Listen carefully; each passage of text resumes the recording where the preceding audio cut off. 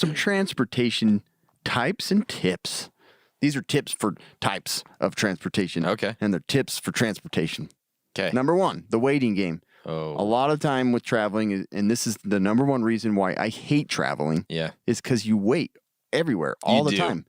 I hate the airport because you're waiting. I hate being on the plane because you're waiting to get there. The airport, it probably causes me more stress. That's exactly than any place on the face of the planet. It has nothing to do with flying. It doesn't. Nope. It's the freaking airport. I hate it. Especially when I have children with me. Yeah. Like going through security, I can't think of a worse 10 to 15 minutes of my life. I agree. Trying to take my children 100%. through security. Because you're like trying to guide them through while taking your belt off. Yeah. Taking your shoes off, and people are behind you. Everybody's mad and grumpy and it's pissed. horrible. It's the worst. I hate it. And if you've been to Salt Lake International, it's the worst airport for it's new now, courtesy. Though. I haven't been there since they got the new place. The airport's nice, but the people there are the worst. Oh, yeah, the TSA is like the worst. They're bad. But anyway, so there's a possibility you will be stop at work, stop calling me.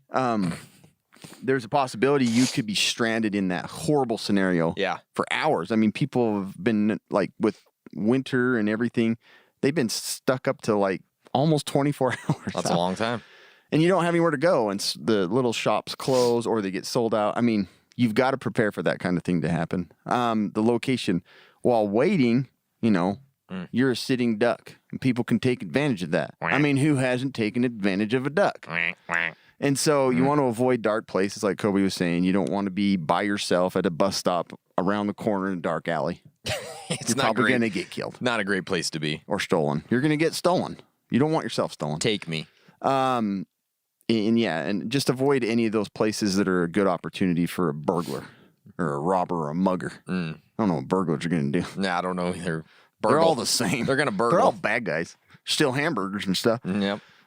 So when it comes to the transportation mechanism, so planes, and you could go back and listen to our episode. We went kind of more into detail on this, but it's best to sit near the back and in the aisle. That's the safest place for you.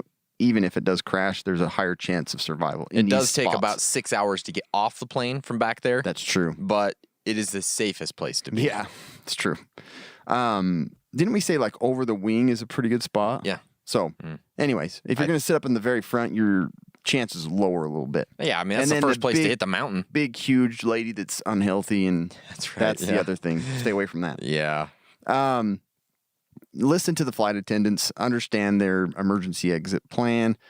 You want to be able to know the difference between vomit bag and your oxygen bag. Yeah, they're definitely two different things. Yeah, you don't want to put one on your mouth all the time. Oh, I got to vomit. Trying to breathe.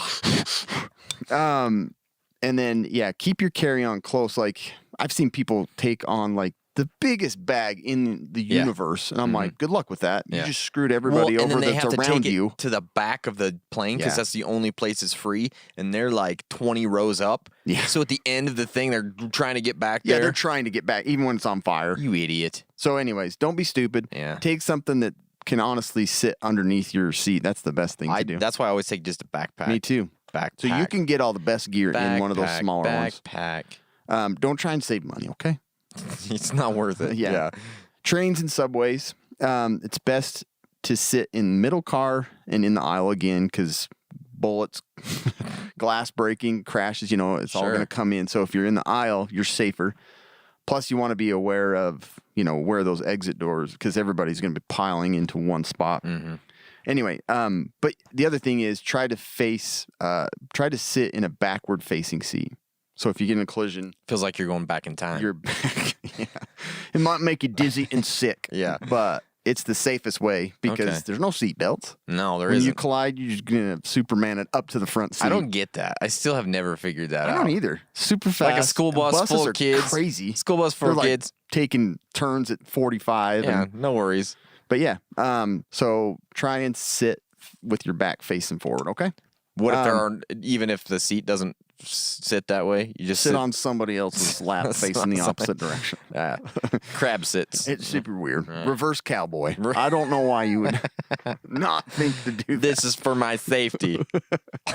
Figure it out. Buses, they're also safe to be in the middle again, in the aisle, away from the windows, because if it rolls or something, you got another body to cushion you. If you go through the middle of Chicago and get gunfire, probably not going to go through somebody else's femur and into yours. Could. So you want to sit in the middle aisle. Okay.